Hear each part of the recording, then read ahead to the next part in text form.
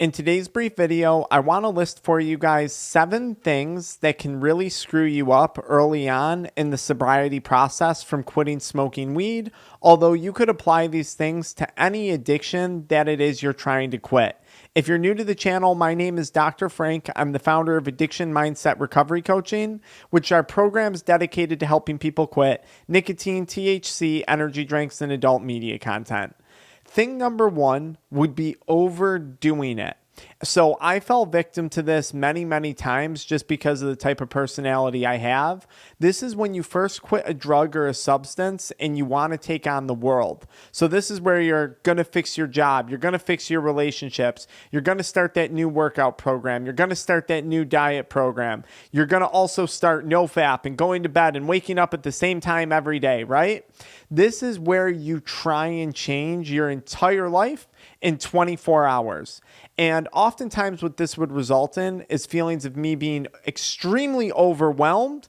These feelings of being overwhelmed would lead to more anxiety, would lead to more stress, and then eventually I would relapse shortly into my quitting process. So that would be my first tip. Watch out for overdoing it. It's good to feel ambitious, but remember, quitting an addiction is a long-term investment. This isn't about where you're at tomorrow or a week from now or a month from now. This is about where you're at a year from now, 5 years from now, 10 years from now. Think long-term investment when it comes to quitting an addiction. Tip number 2, something that will make you screw up in early sobriety, is not doing enough. And I know this sounds a little bit confusing, but there was many times when I would quit in the past and I wouldn't even do the basics. I wouldn't want to get up and go to work. I wouldn't want to get up and go outside and go for a walk just because I felt so miserable. I wouldn't even want to consider exercising, going for a swim. I wouldn't want to talk to other people. I would just sulk and sulk and sulk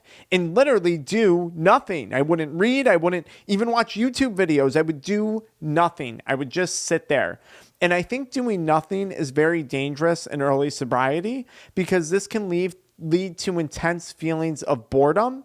And it's oftentimes when people experience those intense feelings of boredom that they wind up relapsing. So you don't want to do too much. But on the same note, you don't want to do nothing. You need to find something that you can do. Now, look, for the first day, 2 days, maybe 3 days, if you're really struggling with withdrawal symptoms, rest, let your body heal. But don't sit around for too long.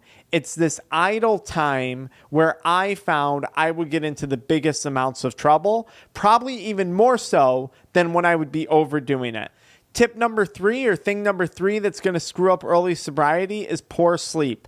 Now listen, I'm going to be upfront with you guys. There's no way around this in the beginning stages of quitting smoking weed. There's a good chance you're going to struggle deeply with insomnia for the first few days or the first few weeks. Sleep when you can. If you have to nap during the day, take a nap. If you're laying in bed and you're waking up every morning at 1 and then you're going back to bed at 4 a.m., just roll with it. Poor sleep is a very common withdrawal symptom, and this is going to take time to heal from because your endocannabinoid system regulates your sleep cycle, your circadian rhythm, and it's going to take time for this system to rebalance once you've gotten sober from cannabis. And remember, you might not be clear of THC for up to 90 days after quitting. Now, that doesn't mean you're going to have 90 days of horrible sleep, and that doesn't mean that I don't have some tips for you. So my first tip when it comes to insomnia would be don't fight it, just roll with it. If you gotta get up out of bed and go watch a YouTube video,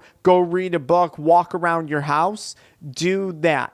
Don't fight the insomnia because the more you lay there and you get upset saying, oh my God, I can't fall asleep, the angrier you're going to get and the more frustrated you're going to become. You could look into some basic supplementation like ZMA capsules. You could look into magnesium products, or you could look into something else like a melatonin product.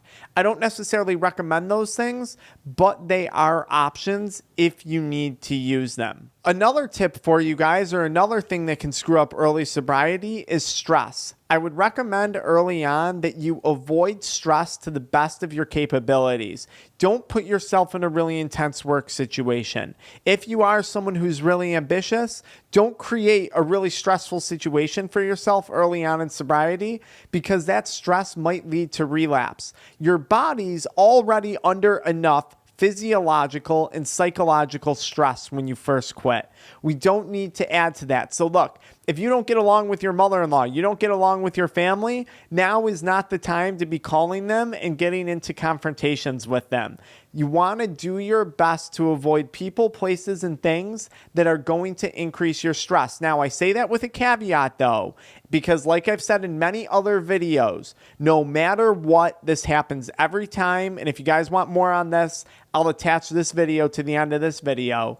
You're gonna face challenges when you first quit, and that addicted voice in your brain is gonna blow things up, events that aren't very stressful, into significantly more stressful events, okay? So when you're first quitting an addiction, try your best to avoid stress, but understand it's something that you're going to have to deal with, and that's okay, because you know what? Stress is an everyday part of life, and at one point or another, we all gotta find healthy ways to deal with stress, and that's probably one of the big reasons why you're quitting smoking weed, because it's no longer a healthy way to deal with stress. All right, tip number 5 would be the pink cloud. So this is when people quit an addiction and they feel really, really good pretty early on in the process. They've quit, they're feeling motivated again, they're feeling ambitious again, and everything feels like it's going perfect, and it feels like it's going to stay perfect forever.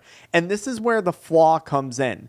When you're flying really high, or, like we're going to talk about in a minute, when you're flying really low after quitting an addiction, you want to realize that eventually you're going to come back to this point of feeling balanced, right? So if you're feeling like $1 million, that's great. You should be feeling like $1 million. You just quit an addiction. But realize eventually you're going to come down. And oftentimes what happens is it's on that come down, people will wind up relapsing. They'll say, oh my God, I felt so good for 4 or 5 days. What went wrong? Why don't I feel good? I knew quitting an addiction wasn't worth it. And then they relapse and they go back to it. So if you're flying really high, just kind of check yourself and say, okay, today's a really good day. It's been a really good week, but I anticipate something to eventually come up that's going to throw me off, and I'm going to be prepared to handle that, because I know this feeling of $1 million probably isn't going to last forever. There's going to be some hiccups along the way. Now, on the flip side of that, this is the next thing that usually screws people up in early sobriety. It's anhedonia, and this is that depression that people experience when they first quit. This is very normal because of our changes in serotonin, dopamine production, adrenaline, and norepinephrine. So very, very normal to eventually feel some depression after you first quit a drug.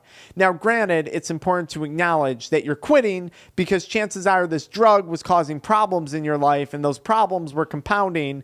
And when we look at those problems compounding, they were probably making you more depressed. Now, with that being said, don't let the depression throw you off. It's going to pass. And if you're really, really struggling with depression and you've looked at all your lifestyle factors and you've talked to a therapist and you're still not improving, you might want to consider medication. Now, people are going to say, Dr. Frank, you're telling people to go on pills even though you're telling them to quit weed? I'd rather smoke weed. Here's the deal. In some people's situations, taking Zoloft won't make their life unmanageable, and it might help them with the depression, okay?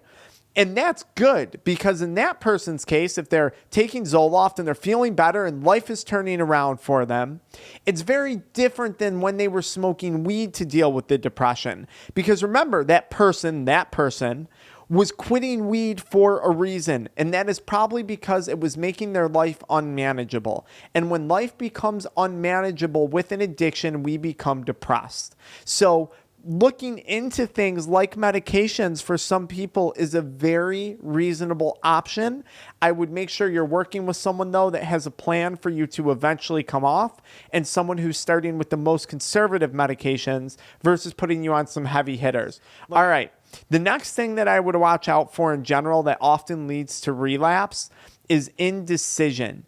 Indecision. Going into quitting, not making up your mind. Am I going to quit? Am I not going to quit? Oh, this situation came up and I'm feeling indecisive about my quit now. I'm wavering in my decision. often leads to relapse because indecision leads to a decrease in confidence. And a decrease in confidence is when we let our guard down, and that's the perfect opportunity for addiction to creep back in. So once you make a decision to quit, commit to it, see it through, and be decisive in your decision. And I promise your chances of relapse are going to be a lot less. And here's a bonus tip for you guys on stress. I often, when I would quit, would intentionally put myself or get myself into stressful situations without even realizing it, just to create an excuse for myself to relapse. So pause and ask yourself, when you quit, do you intentionally put yourself into bad situations to elevate the level of stress in your life, to create an opening for relapse?